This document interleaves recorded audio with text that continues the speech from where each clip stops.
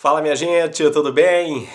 Vamos hoje continuar estudo aqui de Pensamento e Vida, capítulo 24. O tema de hoje é humildade. Sem mais delongas, vem comigo.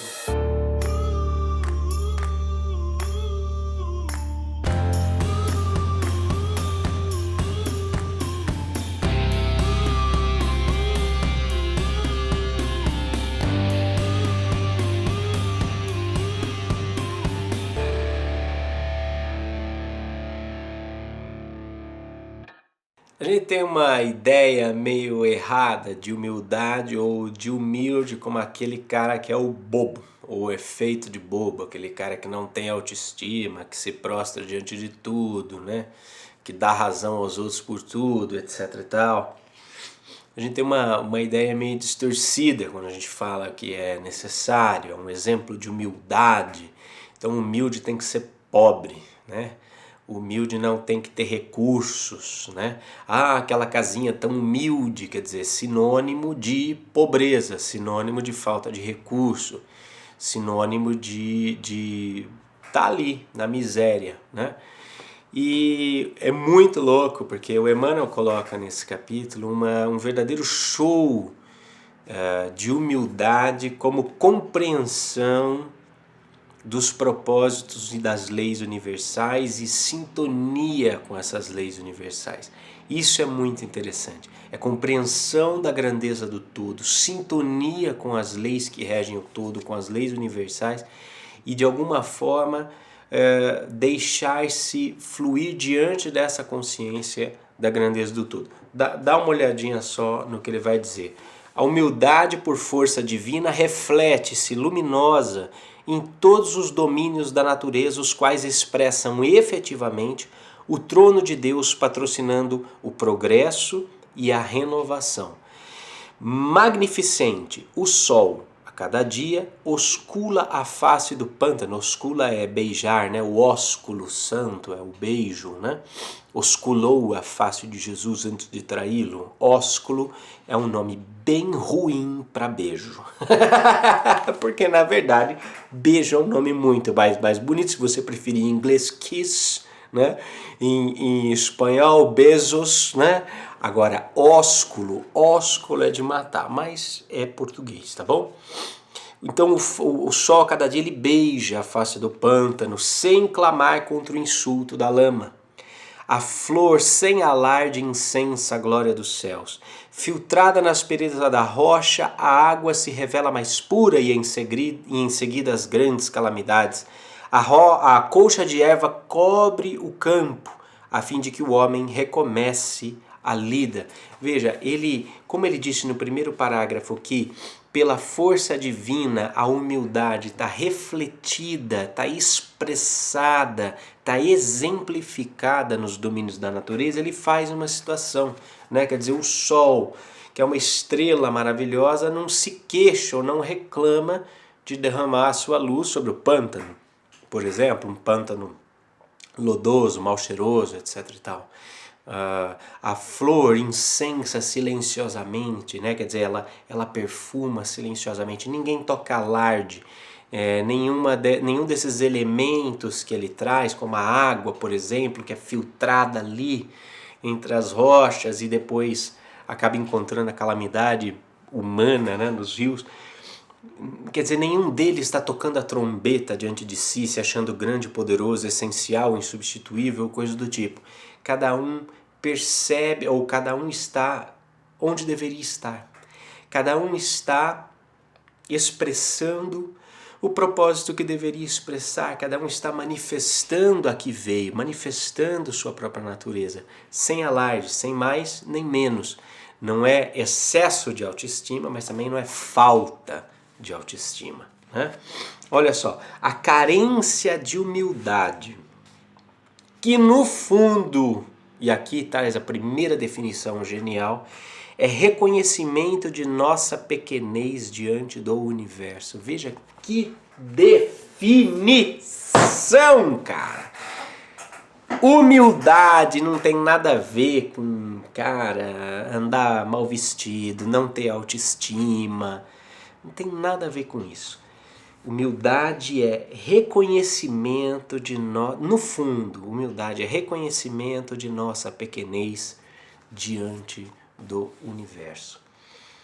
O mais louco de tudo isso, e pode até parecer contraditório, mas essa noção plena da nossa pequenez diante do universo é, sem sombra de dúvida, uma concepção empoderadora. Muito louco isso, né? Porque veja, à medida que eu reconheço a grandeza do universo, à medida que eu reconheço a minha pequenez diante da grandeza do universo, eu coloco as coisas em perspectiva. Então, eu sei o meu valor. Eu sei o meu valor. Não é que, pobre de mim, eu não sou nada, eu sou um grãozinho de areia, essas conversinhas, que é tudo mentirosa, na verdade, né? A gente fala isso porque fica bonito. Eu sou um grão de areia. Vá catar coquinho na descida do Pelourinho. A questão é assim, ó. À medida que nós reconhecemos o nosso tamanho diante do todo e ao mesmo tempo percebemos que planos superiores se interessam pela nossa jornada evolutiva, se interessam em patrocinar nossa jornada evolutiva, nós descobrimos o nosso papel na coisa. E ao descobrir o nosso papel, a nossa função nesse todo universo, nós deixamos de sofrer com coisas passageiras, pequenas, que no fundo não são importantes. Não são importantes. À medida do nosso reconhecimento, à medida que nós reconhecemos a grandeza do todo, do universo, da integralidade do universo, menor é o nosso sofrimento diante das limitações, diante das coisas que nós vivemos, porque nós nos reconhecemos parte desse todo, parte diluída nesse todo, percebe? Nós nos reconhecemos parte diluída nesse todo. Vou continuar aqui o que ele está dizendo. Olha, a carência de humildade, que no fundo é reconhecimento de nossa pequenez diante do universo, surgem na alma humana doentios enquistamentos de sentimento, quais sejam o orgulho e a cobiça, o egoísmo e a vaidade, que se responsabilizam pela discórdia e pela delinquência em todas as direções. Aí vira esse pandemônio. Outro dia mesmo, acho que estávamos comentando em alguma live, quer dizer, puxa, que movimento espiritualista, que movimento espírita é esse que ninguém se entende, ninguém consegue conversar, ninguém consegue se unir para fazer uma coisa juntos. E aí se você olhar isso no panorama das religiões, então isso vira uma desgraça, vira uma completa bagunça, ninguém se entende, cada um fala uma língua, a verdadeira Babilônia. Porque na verdade está aqui, é orgulho, é cobiça, é egoísmo, é vaidade. Vaidade é dureza, vaidade é dureza. Mas eu penso assim, a minha mediunidade disse isso. Cara, mas aí vira uma zona. Quer dizer, cada vez mais a coisa vai e tudo isso no fundo é falta de reconhecimento da nossa pequenez diante do todo. Nós somos os xerifes da verdade, nós somos os donos da verdade. Nós queremos ser, aliás, os proprietários da verdade, né? E queremos alugá-la, queremos vendê-la ou queremos dá-la em exclusividade. A verdade está com aqueles que estão comigo e coisa do tipo. Nós somos os donos, né? Nós somos os donos. A gente não pode... Aí começam os cargos, começam as funções, começa essa merda toda. Quer dizer, o que é um cargo? O que é um cargo, cara? O que é um cargo transitório, numa organização transitória, num planeta transitório, de uma estrela que é uma estrela em 400 bilhões de estrelas da nossa galáxia, que é uma galáxia em 100 bilhões de galáxias do universo mapeado até agora. Me diga o que é um cargo, o que é uma função. Percebe? Nós damos o poder de criar cárceres, de criar prisões, de criar opressões, a essas coisas pequenas que inflam o nosso ego, a nossa vaidade, a nossa cobiça, a nossa inveja. Nós damos poder a essas coisas, nós damos poder aos cargos, nós damos poder às funções, nós damos poder ao dinheiro, nós damos poder à fama, nós damos poder ao sucesso, nós damos poder a essa merda toda. E perdemos o controle, perdemos não diria controle, diria melhor, mas perdemos a soberania do nosso ser, perdemos a soberania do nosso ser, que é sim pequeno diante do todo, mas é parte harmônica, sistêmica. Veja, o Sol nunca discursou para o planeta Terra sobre a sua função. Queridos, eu sou o Sol. Eu sou o Sol e veja, eu provejo algumas coisas para vocês, como luz, calor, radiações que fazem florir os vossos campos, lhes dão de comer. Poxa vida, o Sol nunca fez isso, né? Não é? Então, curiosa essa... Puxa, Emmanuel é demais, né? Sem o reflexo da humildade, atributo de Deus no reino do eu. Atributo de Deus no reino do eu. Nossa, isso aqui dá para fazer um seminário. A criatura sente-se proprietária exclusiva dos bens que a cercam, despreocupada da sua condição real de espírito em transe nos carreiros evolutivos e apropriando-se da existência em sentido particularista, converte a própria alma em cidadela de ilusão.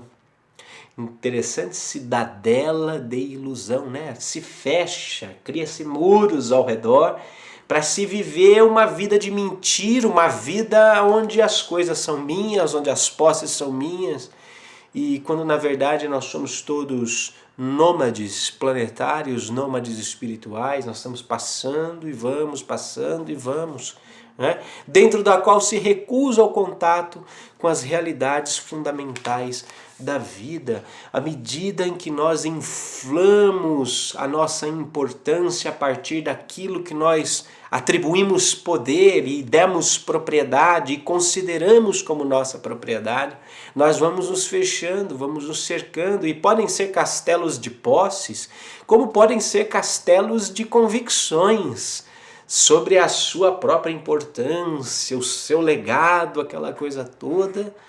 E a gente vai se fechando nessa cidadela, se murando, construindo muros. E ao mesmo tempo que a gente perde o contato com as realidades fundamentais da vida. Ora, uma realidade fundamental da vida é uma realidade que dá fundamento, que dá estrutura, que dá razão de ser à vida. O que é uma realidade? O que é a realidade que traz a razão de ser da nossa vida, senão a realidade dos planos espirituais, a realidade daquilo que nós somos? Somos espíritos manifestos na carne, não somos corpos de carne que, quem sabe, talvez tenham alguma coisa além. Sob o fascínio de semelhante negação, ergue azorragues de revolta contra todos os que se inclinem o espírito ao aproveitamento das horas, já que sem o clima da humildade não se desvencilha da trama de sombras a que ainda se vincula no plano da animalidade em que todos deixamos para trás após a auréola da razão. Possuída pelo espírito da posse exclusivista, a alma acolhe facilmente o desespero e os ciúmes, o despeito e a intemperança, que geram a tensão psíquica, da qual se derivam perigosas síndromes na vida orgânica a se exprimirem na depressão nervosa e no desequilíbrio emotivo, na ulceração e na disfunção celular, para não nos referirmos aos deploráveis sucessos da experiência cotidiana em que a ausência de humildade comanda o incentivo à loucura nos mais dolorosos conflitos passionais. Veja que doido isso daqui. Quer dizer, fascinados por essa negação constante dessas realidades fundamentais, apegados àquilo que nós achamos que podemos, aos nossos cargos, às nossas posses, às nossas famas, às nossas blá blá blá, o nosso nome e tudo mais. Veja que coisa louca, que coisa louca. A gente vai cada vez mais torturando, porque o nosso espírito entra em sintonia com essa realidade. E aqui, ó, quando ele diz assim, ó, a alma acolhe facilmente o desespero, os ciúmes. Quer dizer, sem saber o nosso lugar, sem nos reconhecer diante do todo, a gente facilmente se desespera. A gente, porque é problema para todo lado. Se nós não tivermos a capacidade de sair, se nós não tivermos a capacidade de, em algum momento, nos conectar com aquilo que é fundamental, com aquilo que de fato é verdadeiro, com aquilo que nós reconhecemos do todo, nós piramos. O resumo da obra é esse: você vai pirar. Porque você começa a perceber pelos problemas, pelas crises que te cercam, você começa a perceber que você não tem o poder ou a propriedade. Olha, é o grande problema dessas verdade seja dita, dessas seitas, filosofias, esses coachings do sucesso, etc e tal. Então, olha, eu quero, eu posso, vai acontecer e já está escrito e não sei o quê. E aí essa pessoa, em posse de tudo isso, se ferra, porque ela não tem capacidade de gerenciar os próprios problemas. Sozinho ninguém avança, sozinho ninguém caminha. Os problemas são muito maiores quando nós estamos fechados dentro dessa falsa noção do que eu sou, do que eu posso. Cara, quem é você diante do universo? É complicado, a gente precisa parar para pensar, porque senão essas coisas nos levam, assim, nos jogam numas crises puxa, como assim? Eu ainda agora estava lendo o começo da carta de Paulo aos Coríntios. Nossa, até o capítulo 4 é só bucha, só deu bucha. Ele estava planejando uma viagem, não deu certo, apanhou, foi preso, foi perseguido, humilhado. E escreve a carta chorando, ele fala, nós estamos falando de ninguém menos que o apóstolo Paulo. Agora, não, porque eu sou médio, eu sou espiritualista, eu estou desperto. Então, assim, estar desperto é sinônimo de não ter problemas. Não pode ter problema. A vida da pessoa tá, nossa, perfeita. Não tem, essa pessoa não tem dívida, não tem conta para pagar, não tem nome no Serasa. Uai, pelo amor de Deus, né, gente? Parece até que, não, olha, atributo de pessoa desperta é ser bem-sucedida, ter muita grana, estar numa boa. E na verdade, de repente, a pessoa começa a enfrentar dificuldade. E aí? E aí, como é que fica? Cara, você tem que ter cabeça para gerenciar essas dificuldades. Tem que ter cabeça para sair um pouco de dentro disso, olhar para o todo e falar assim, eu sou um grão de areia, sou pequenininho demais diante desse todo, mas ao mesmo tempo eu sei que existem planos superiores, existem amigos que já passaram por aqui, que estão interessados na minha evolução. Então, assim, nada te perturbe, nada te amedronte, tudo passa, vai devagar. Sabe aquela coisa? Você começa a se reencontrar. Nossa, o que são esses problemas diante do todo, diante da grandeza do universo, da grandeza do meu espírito, da beleza do meu espírito? O que são? O que são esses problemas passageiros? Então, calma lá, para, pensa, sabe? Respira fundo e aí você começa a administrar as coisas com humildade. Sim, com humildade. Ora, qual o seu tamanho diante do todo? Qual é o seu tamanho diante do todo? Você percebe? Porque, gente, esse lance de prosperidade, né?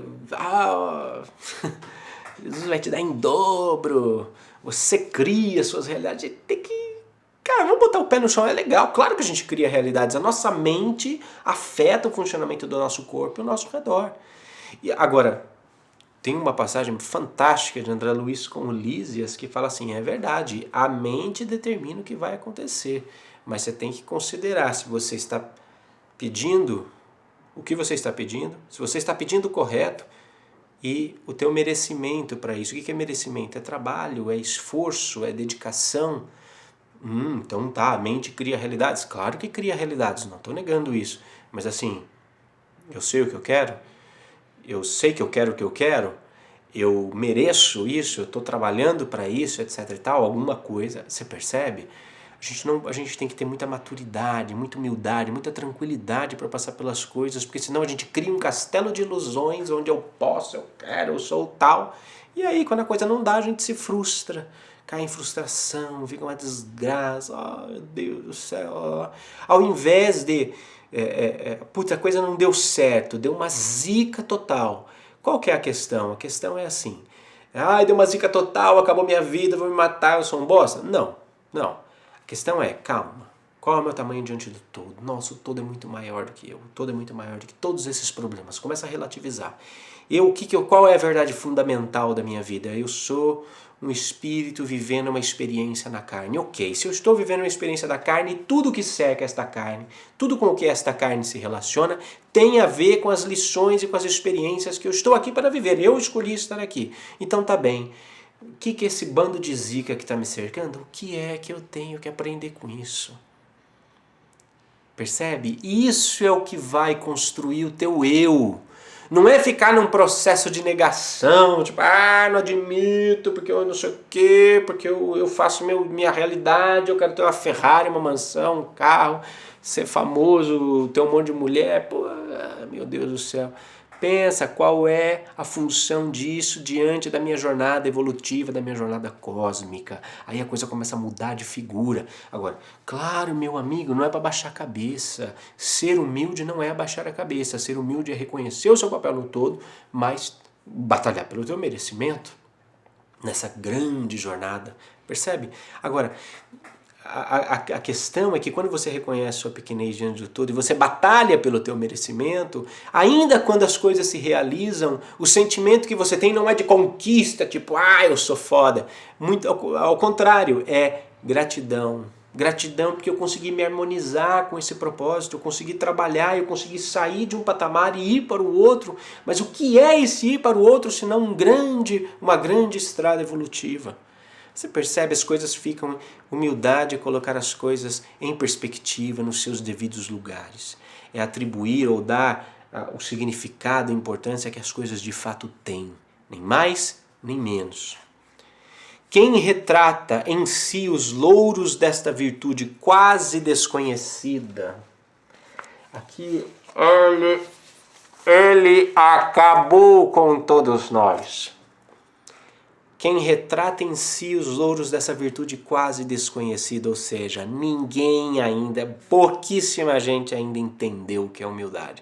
Quem retrata em si os louros dessa virtude quase desconhecida, aceita sem constrangimento a obrigação de trabalhar e servir a benefício de todos, assimilando deste modo a bênção do equilíbrio e substancializando a manifestação das leis divinas que jamais alardeiam as próprias dádivas, ou seja, encontrar o seu papel na jornada do progresso. E a jornada do progresso não acontece sozinha. Não é assim, não é isolado, é com todo mundo.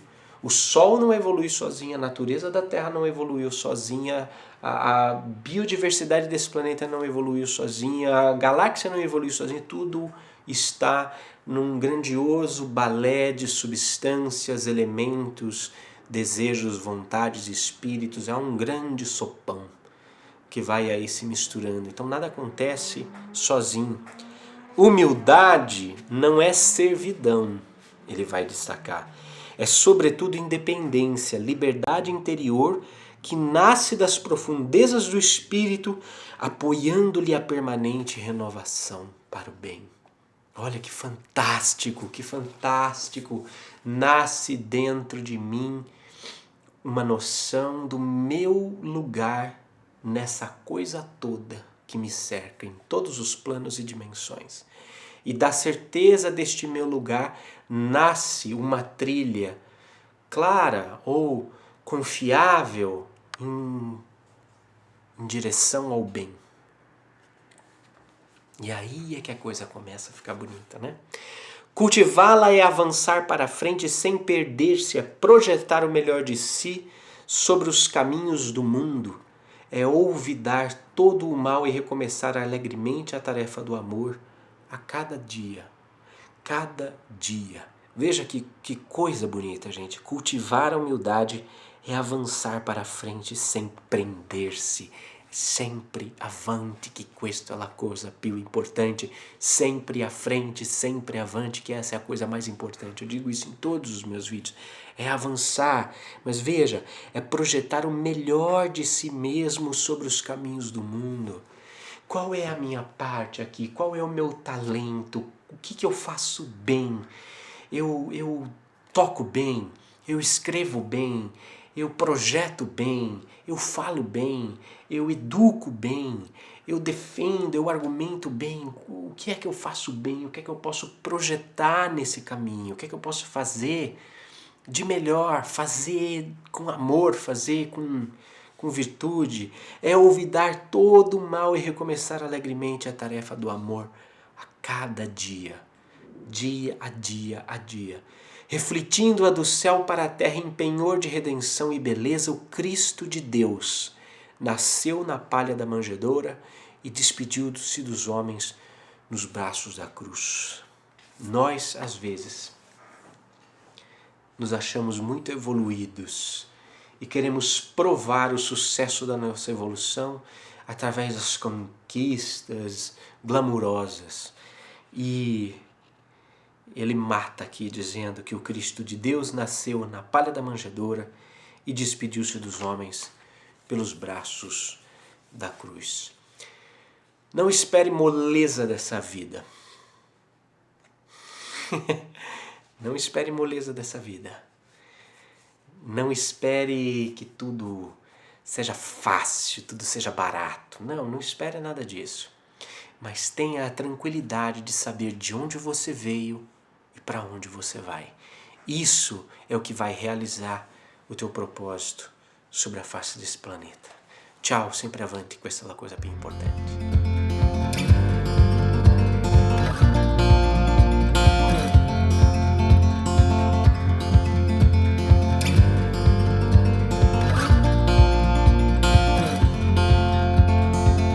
We got love that we'll never need to hide.